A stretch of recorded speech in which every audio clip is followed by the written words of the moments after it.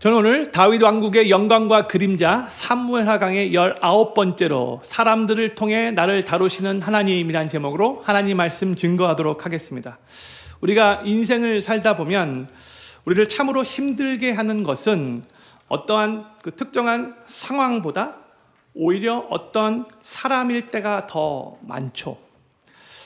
경제적인 어려움보다도 더 고통스러운 것은 사람과의 관계에서 생기는 상처일 겁니다. 어떤 사람은 나를 도와주는 천사처럼 다가오지만 또 어떤 사람은 이유 없이 나를 괴롭히기도 합니다. 또 처음에는 나를 도와주는 것 같아서 고마운 마음이 들었지만 나중에 알고 보니 그것이 나를 위한 것이 아니라 도리어 자신의 유익을 위한 행동이었다는 것을 깨닫게 될 때에 마음 한켠에 또 씁쓸해지는 경우도 있죠. 그런데 놀랍게도 우리 하나님은 이 모든 사람들과의 만남을 통해 우리를 다루시고 우리를 아름답게 빚으시기를 원하신다는 거죠. 도공이 진흙을 빚어서 도자기나 이제 도의 작품을 만들 때에 그저 그냥 맨손으로만 만들지 않아요. 어떨 때는 나무 도구를 사용하기도 하고 어떨 때는 뾰족한 철심까지 사용해서 모양을 다듬습니다. 그런데 우리 하나님도 우리를 다듬고 빚으실 때 하나님의 손으로만 하지 않으시고 때로는 우리 주변에 있는 사람들, 가족, 동료, 친구, 심지어는 나를 괴롭히는 사람들까지도 하나님이 사용하신다는 거예요. 저는 2주 전에 다윗이 아들 압살롬이 반역을 일으켰을 때에 눈물을 흘리며 예루살렘 성을 도피해서 빠져나가는 그 상황에서 다윗이 만난 세 부류의 사람들에 대해서 나누었어요. 다윗에게 끝까지 충성을 맹세한 그 이방 사람 이떼, 언약궤까지 메고 와서 다윗을 따르겠다라고 했던 제사장들과 레위인들, 그리고 다윗의 모사였던 아히도벨이 압살롬 편에 섰다는 말을 듣고 다윗이 참 많이 괴로워하고 두려워해서 하나님 앞에 간절히 기도했는데 기도가 끝나고 나서 얼마 있지 않아 다윗은 또 다른 다윗의 모사인 후세를 만나게 되었고 이 후세를 예루살렘으로 돌려보내며 너가 거기 가서 아히도벨의 모략을 패하게 하라는 부탁을 하게 되었죠. 2주 전에 저희가 나눈 내용이에요.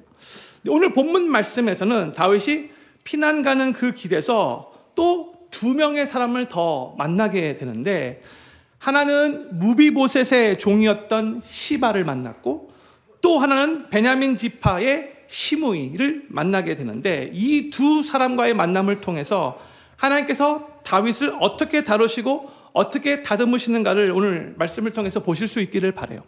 먼저 다윗이 이 시바를 만나는 사건부터 시작하도록 하겠습니다.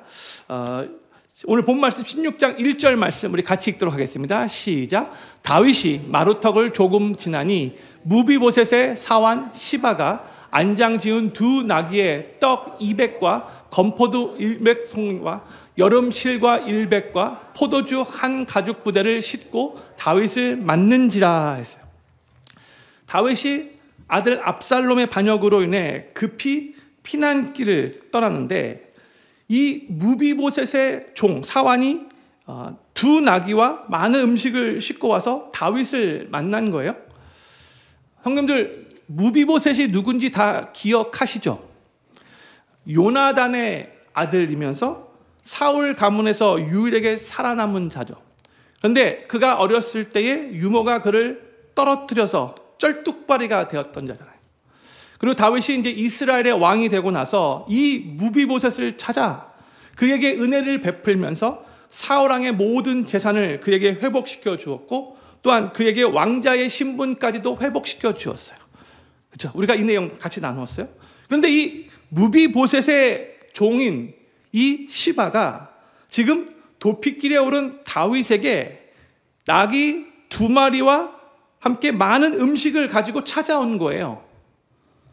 다윗은 뜻밖의 상황이라고 생각되었겠죠. 그래서 이 시바에게 질문을 합니다. 2절 말씀 같이 읽겠습니다. 시작. 왕이 시바에게 이르되 내가 무슨 뜻으로 이것을 가져왔느뇨? 시바가 가로되 나귀는 왕의 권속들로 타게 하고 떡과 실과는 소년들로 먹게 하고 포도주는 들에서 곤비한 자들로 마시게 하려 함이니이다 했어요. 다윗이 너 왜 이런 음식 갖고 온 거야? 왜 낙이 2마리까지 가져온 거야? 이렇게 질문을 했는데 이 시바가 피난길에서 지금 어려움에 처해 있을 다윗 왕과 그 일행을 돕기 위해서 가지고 왔다라고 말하고 있어요. 시바의 이 말을 들었을 때에 그 당시에 지금 도피길에 오른 위기에 처해 있었던 다윗은 참으로 고마운 마음이 들었겠죠. 와, 나를 이렇게까지 생각했네?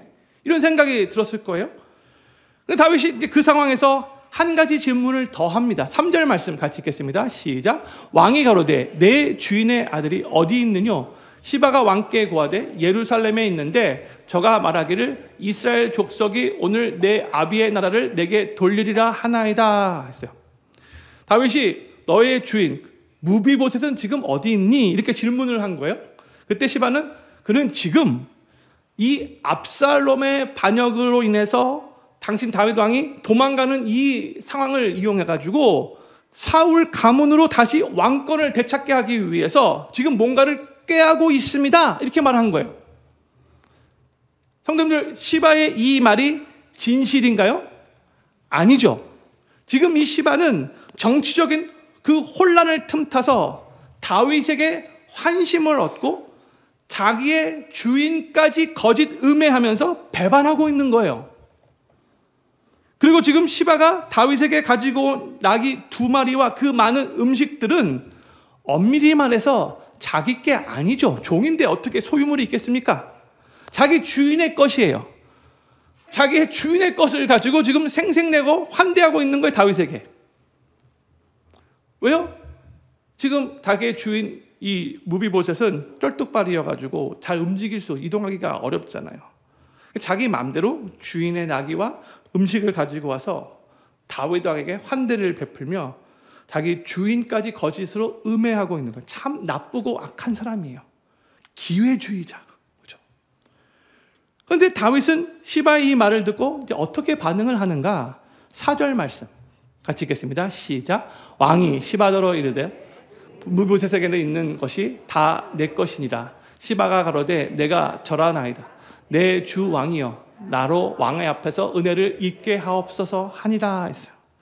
다윗이 지금 무비보셋, 너의 주인의 무비보셋의 그 재산을 다 너가 가져라, 이렇게 말한 거예요.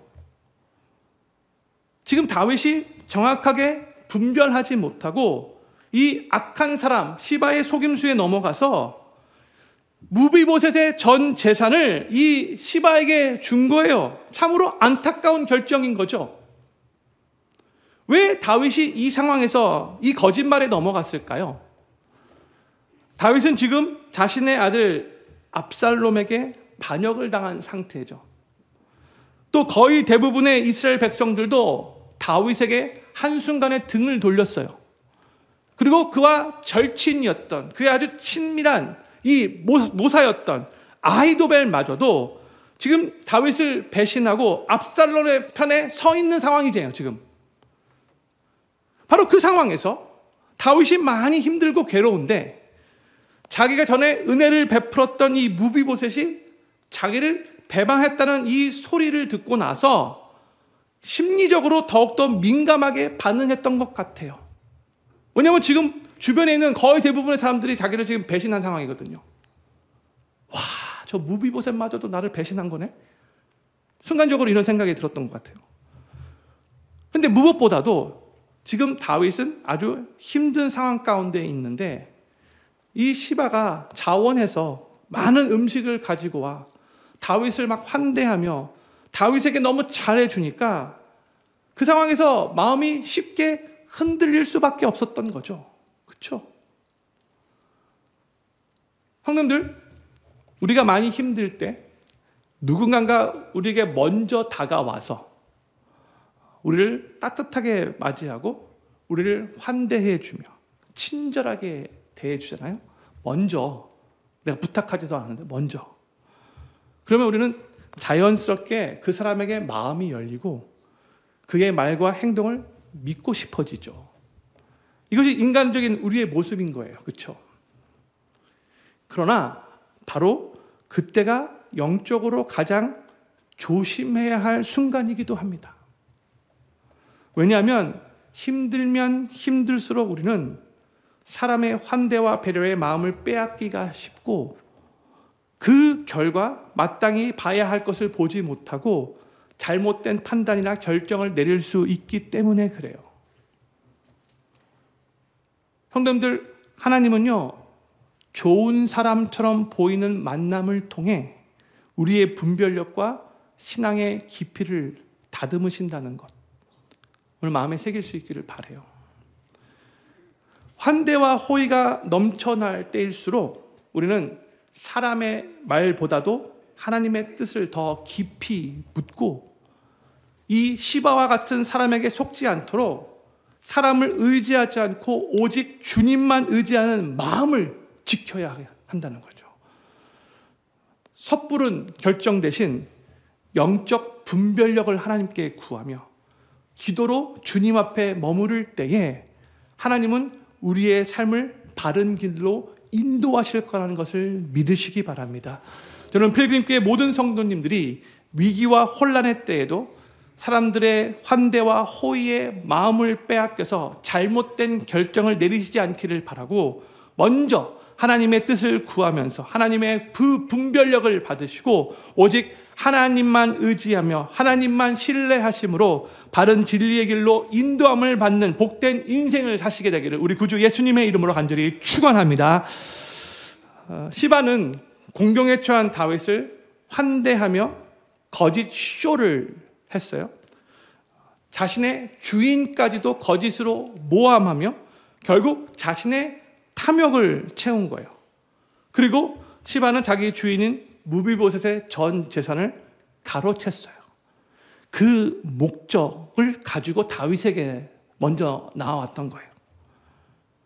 근데 무비보셋의 입장에서 보면 너무나 억울한 상황인 거죠. 그렇죠? 자기 종이 거짓으로 자기를 음해하고 자기 전 재산을 지금 빼앗아 간 거예요. 자신의 종에게 당한 거예요. 자신의 종에게 자신의 전 재산을 하루아침에 다 빼앗긴 거예요. 너무너무 속상한 상황.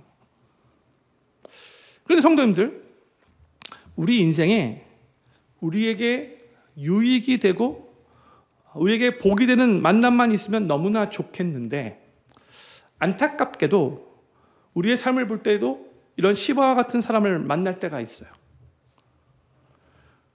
우리를 괜히 미워하고 배신 때리고 상처를 주는 사람들이 있죠. 때로는 아예 만나지 않았다면 더 좋았겠다라고 생각되는 그런 만남도 있어요. 이런 관계로 인해서 너무 괴로워서 밤에 잠이 안 올 때도 있잖아요. 그런데 오늘 저는 성도님들께 한 가지 도전드리고 싶은 게 있어요. 우리 인생 속에서 시바와 같은 사람을 만나는 일은 사실 우리의 뜻이나 우리의 선택으로 결정되는 게 아니죠. 그렇죠? 이건 우리에게 달려있는 게 아니에요. 그렇죠? 하지만 우리가 선택할 수 있는 것이 있어요. 그것은 바로 내가 다른 사람의 삶에 이런 시바와 같은 존재가 되지 않겠다는 결단을 할 수 있는 거잖아요. 그렇죠?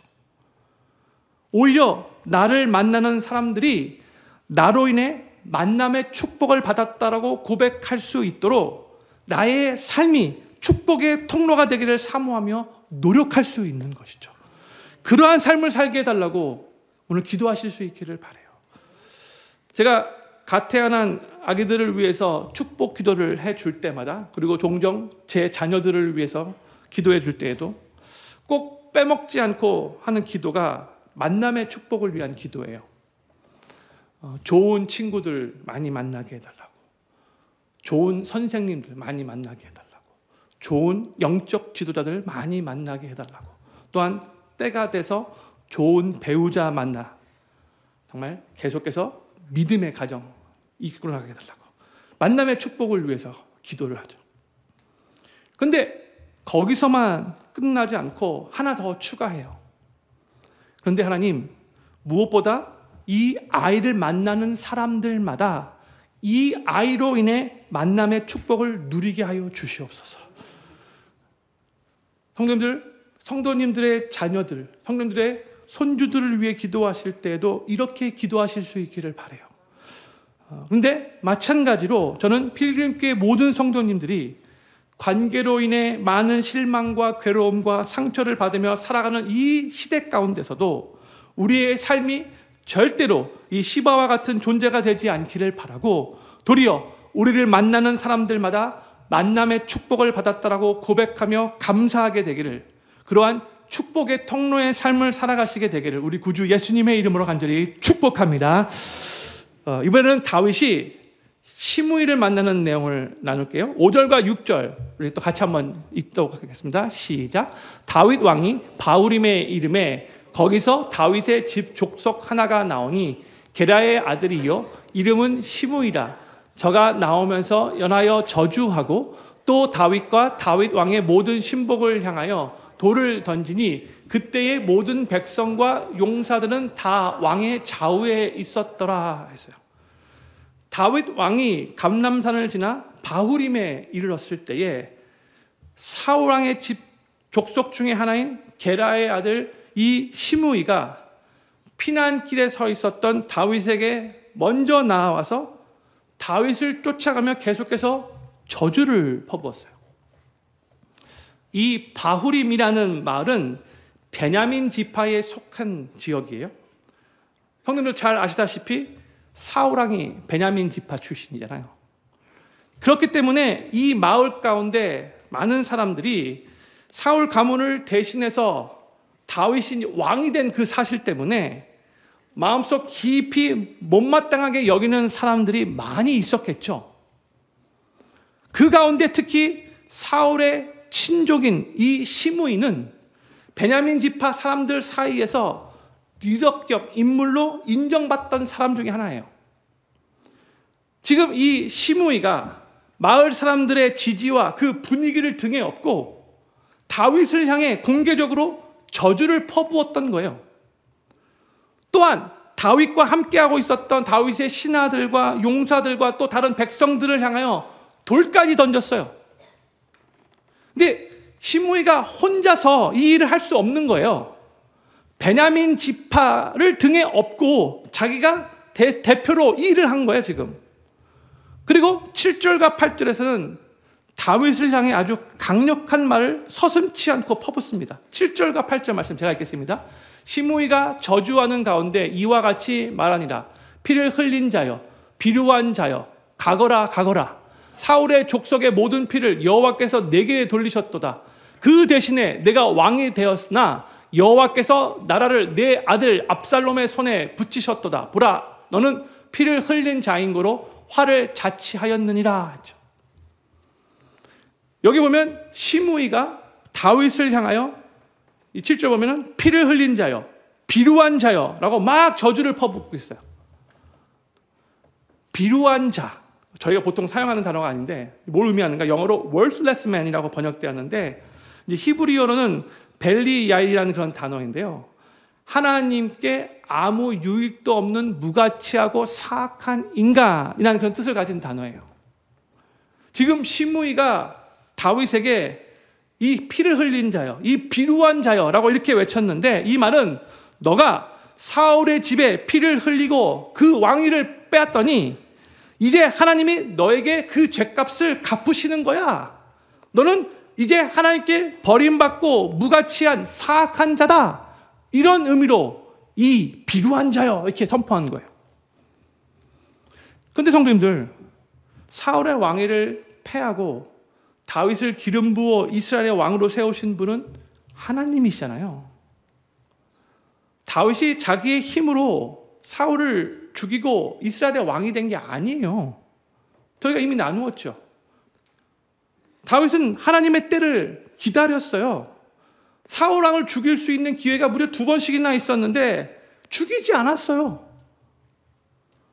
그럼에도 불구하고 시므이는 마치 다윗이 사울의 집의 모든 사람들을 다 죽이고 스스로 이스라엘의 왕이 된 것처럼 다윗에게 잘못된 말로 저주를 퍼붓고 있는 거죠. 근데 이와 같은 시므이의 말과 행동은요, 다윗을 이스라엘의 왕으로 세우신 하나님의 뜻과 그 하나님의 주권을 인정하지 않는 어리석은 행위인 거예요. 아무리 같은 지파 출신이라도 그렇게 말해서는 안 되는 거죠. 그리고 지금 시므이는 다윗이 왕위에 있었을 때에는 하지도 못했을 그 말을 지금 도피하는 신세가 되니까 때는 이때다라고 막 저주를 퍼붓고 있는 거예요. 바로 그런 상황에서 아비새가 분노하며 다윗에게 이렇게 말을 합니다. 9절 말씀 같이 읽겠습니다. 시작. 수라의 아들 아비새가 왕께 여짜오되 이 죽은 개가 어찌 내 주 왕을 저주하리이까? 청컨대 나로 건너가서 저의 머리를 베게 하소서 했어요. 여기서 아비새가 나오는데 이 아비새는 누구인가? 어미새의 남편이죠. 썰렁했어요. 근데 이 아비새는 다윗의 군대 장관들 중에 한 사람이에요. 그리고 다윗이 사울왕을 피해서 도망다니던 그 아둘람 굴 시절부터 함께 했던 용사예요. 그리고 도피길에 오른 이 다윗이 다시 왕궁으로 복귀할 그때까지 앞으로 큰 역할을 하게 될 사람이에요. 이 아비새가 지금 시므이의 그 저주의 말을 듣고 분노하며 저 죽은 개 같은 시므이의 목을 내가 단칼에 베겠습니다. 나에게 그 일을 하도록 허락해 주십시오. 이렇게 말을 했다는 거야. 아비새는요, 용사이고요, 군대 장관이었어요. 그는 그동안 전쟁터에서 수많은 위기를 헤쳐나온 사람이었기에 시므이 같은 이런 사람 하나 제거하는 거, 이거는 식은 죽 먹기예요. 그렇죠? 가장 빠르고 가장 쉬운 해결책 같이 아비새에겐 보였던 거예요. 너무나 쉬운 일이기 때문에. 그런데 성도님들, 중요한 것은요, 그것이 과연 하나님의 뜻이었는가? 만약 이때 아비새가 시므이를 죽였다면 훗날 다윗이 다시 왕위에 오르게 되면 이 베냐민 지파를 품고 이스라엘 전체를 한 나라로 다스리는 일은 정말로 힘들었을 거예요. 이 내용은 저희가 나중에 약 한 달 후에 다시 나누게 될 텐데, 오늘 우리가 기억해야 할 중요한 교훈은 이거예요. 성도님들, 우리도 인생의 어려운 순간에 가장 쉽고 가장 빠른 해결책을 찾으려 할 때가 많이 있잖아요. 우리 인간의 본성이라고 할 수 있어요. 그러나 쉽고 빠른 길은 언제나 옳은 길은 아니에요. 오히려 그런 선택이 우리의 삶에 더 큰 후유증과 후회를 남기곤 합니다. 그렇죠? 그럴 때일수록 우리가 구해야 할 것은 하나님의 선하시고 온전하시고 기뻐하시는 뜻이라는 것. 우리가 이걸 기억해야 돼요. 눈앞의 문제를 급히 해결하기보다 하나님의 뜻이 이루어지기를 기다리며 인내할 때에 하나님은 우리의 인생을 가장 아름답고 복된 길로 인도하실 거라는 것을 믿으시기 바랍니다. 쉽고 빠른 해결책이 최선이 아니라는 거예요. 다윗은 이 상황에서 어떻게 반응했는가? 10절 말씀. 왕이 가로되 수랴의 아들들아, 내가 너희와 무슨 상관이 있느냐? 너가 저주하는 것은 여호와께서 저에게 다윗을 저주하라 하심이니 내가 어찌 그리하였느냐 할 자가 누구겠느냐 하고 그랬어요. 다윗은 너희가 이 일과 아무 상관이 없으니까 나서지 말라라고 아비새에게 말한 거예요. 그러면서 시므이가 지금 나를 저주하는 것은 하나님께서 시므이로 하여금 나를 저주하게 하신 거라고 이렇게 말을 하고 있죠. 이 말이 조금 의외예요. 이 말은 지금 시므이의 그 행동을 다윗은 자신이 예전에 범한 그 간음죄와 그 살인죄에 대한 하나님의 징계로 지금 받아들였다라는 그런 의미인 거죠. 또 11절에서 다윗이 이렇게 말을 합니다. 11절 말씀이요. 또 아비새와 모든 신복에게 이르되 내 몸에서 난 아들도 내 생명을 해하려 하거든 하물며 이 베냐민 사람이랴 여호와께서 저에게 명하신 것이니 저로 저주하게 버려두라 했어요. 다윗은 뭐라고 말하고 있어요? 내 몸에서 난 내 아들도 내 생명을 지금 해하고자 하는데 저 베냐민 지파 사람, 이 시므이가 나를 저주하는 거 이거 당연한 거 아니냐? 그러면서 여호와께서 저에게 명하신 것이다. 아까 말씀드렸듯이 하나님이 지금 허락하신 징계로 지금 다윗은 받아들이고 있는 거예요. 그러면서 그냥 저가 저주하도록 내버려두라 이렇게 말을 하고 있어요. 다윗은 지금 이 모든 것이 자신의 죄와 자신의 연약함으로 인한 것임을 인정하고 있는 거고, 지금 자기를 저주하는 그 시므이를 탓하기보다 도리어 자기가 그 모든 상황에 책임의식을 갖고 있는 거예요. 다윗은 자신을 향한 그 저주를 감정적으로 그렇게 반응하지 않았고요. 도리어 자기 자신을 성찰하는 시간으로 삼았던 거예요. 너무나 성숙한 모습인 거죠, 이런 모습은. 시므이가 자신을 향해 저주를 퍼부었을 때에 다윗이 많이 화가 나고 속상하고 또 인간이기 때문에 충분히 기분 나쁘고 낙심될 수도 있었어요. 그렇지만 그가 말한 내용의 대부분은, 그렇죠? 저 시므이가 말한 그 내용의 거의 대부분은 틀린 말이었다 할지라도 그럼에도 불구하고 다윗은 먼저 하나님 앞에 서서 자기 자신을 돌아보는 시간으로 그 시간을 삼았다는 거예요. 다윗은 내가 밧세바 간음하고 그의 남편 우리아까지 죽이는 데 일조했는데, 내가 그 일을 시켰는데, 그리고 그 사건 이후에는 내가 아버지로서의 역할, 왕으로서의 역할 잘 하지 못했으니까 당연히 지금 이런 결과를 맞이하게 된 거지. 내 아들이 나를 지금 대적하여 쿠데타까지 일으켰는데 다 내 탓이지 내가 누구 탓하랴. 지금 이렇게 생각을 하고 있는 거죠. 형님들, 우리도 삶을 살아가다 보면 어려운 일을 만날 수 있고 또 우리를 향해 막 비난하는 사람들을 만날 수 있죠. 또 때로는 그 비난이 근거 없는, 도리어 나에게 의도적으로 상처를 입히려는 악한 비난일 때도 있어요. 그렇죠? 그때 우리 어떻게 반응해야 되는가? 감정적으로 반응하기보다는요, 무엇보다 우리는 먼저 하나님 앞에 서서 내 자신을 돌아볼 수 있어야 돼요. 하나님은 나에게 이 사건을 지금 허락하셨는데, 그렇다면 이 상황을 통해서 나에게 무슨 교훈을 주시려고 하시는가? 이 질문을 할 수 있어야 돼요.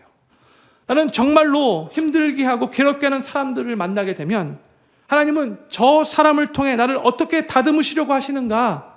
이 질문 할 수 있어야 된다는 거예요. 막 흥분하고 막 화내면서 그렇게 반응하기 전에 하나님 앞에 서서 내 자신을 성찰할 수 있어야 된다는 거죠. 그러니까 나에게 헐타임을 주는 그 상황이나 그 사람에게 집중하는 것이 아니라 그 상황과 그 사람까지도 내 삶에 허락하신 하나님께 집중하는 것이고, 또한 내 자신을 돌아보는 데 집중해야 한다는 거예요. 그리할 때에 남 탓하지 않고 책임 전가하지 않고 누구를 향하여 막 분노하지 않을 때에 하나님은 우리의 삶을 최고로 아름답게 빚어가실 거라는 걸 우리가 믿어야 되는 거예요. 아비새에게 시므이를 그냥 놔두라고 말한 다윗은 계속해서 이런 말을 합니다. 12절 말씀이에요. 혹시 여호와께서 나의 원통함을 감찰하시리니 오늘날 그 저주가닥에 선으로 내게 갚아주시리라 하고 했어요. 다윗의 이 고백을 통해 다윗은 지금 하나님의 주권을 인정하고 있고 또한 하나님의 공의를 신뢰하고 있다는 것을 우리가 알 수 있어요. 그렇죠? 다윗은 지금 자기의 힘으로 보복하려고 한 것이 아니라 공의의 하나님께 자신을 저주했던 시므이를 다 맡기면서 하나님 중심으로 생각하며 하나님을 지금 신뢰하기로 결심한 거죠. 이게 바로 우리가 배워야 할 신앙인의 모습인 거예요. 저는 필그림교회 모든 성도님들이 삶의 힘든 상황을 만나고 또한 힘든 사람을 만날 때에 그 상황과 그 사람을 우리 삶에 허락하신 하나님께 집중하시며 우리 자신을 돌아보는 성찰의 시간을 가지시기를 바라고, 하나님은 이 어려운 상황과 이 힘든 사람을 통해서 나에게 무슨 교훈을 주시고 나를 어떻게 다듬기 원하시는가를 질문하시면서 계속해서 성장하고 발전하고 아름답게 빚어가시는 그러한 삶이 되기를 우리 구주 예수님의 이름으로 간절히 축원합니다.